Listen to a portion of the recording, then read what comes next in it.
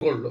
এটা হলো ভগবানপুর 1 ব্লকে জলিবাড়ি 38 নম্বর বুথে আমাদের দুই বিএলএ 2 পবিত্র কুমার সাউ, তাকে তমলুক হসপিটালে এনে ভর্তি করতে হয়েছে, আর দেবব্রত মাইতি ভগবানপুর রুরাল হসপিটালে তাকে চিকিৎসা করাতে হয়েছে।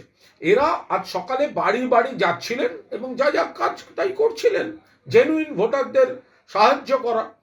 তো বিজেপি সেটা চায় না, ওরা তো ওখান থেকে নাম কাটতে চাইছিল, বেছে বেছে নাম কাটতে চাইছিল, তো ওদেরকে চলে যেতে বলে, তো ওরা সরেনি। তারপরে একেবারে দল মিলে এসে হামলা করেছে। হরিপদ দাস, দুর্গাপুর গ্রাম পঞ্চায়েতের লোক, সেই হরিপদ দাস সে ওখানে হামলা করেছে।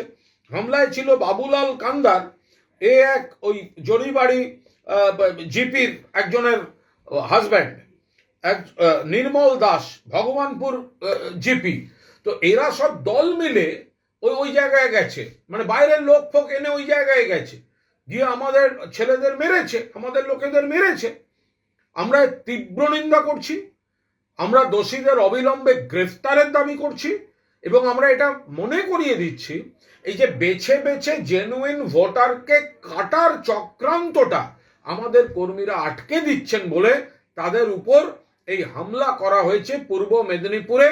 এটা তো বিরোধী দলনেতা ওই জেলায় থাকেন, ফলে তাদের যে চক্রান্ত বলে আমাদের ও কাছে অভিযোগ এসছে, ফলে তাদের চক্রান্তটা আমাদের কর্মীরা আটকে দিচ্ছে। সেই হতাশা থেকে বিজেপি এইভাবে আমাদের দুই কর্মীকে মেরেছে।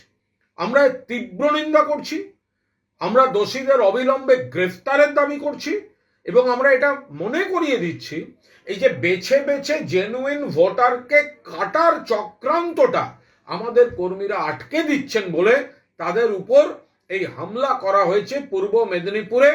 এটা তো বিরোধী দলনেতা ওই জেলায় থাকেন, ফলে তাদের যে চক্রান্ত বলে আমাদের ও কাছে অভিযোগ এসছে, ফলে তাদের চক্রান্তটা আমাদের কর্মীরা আটকে দিচ্ছে। সেই হতাশা থেকে বিজেপি এইভাবে আমাদের দুই কর্মীকে মেরেছে।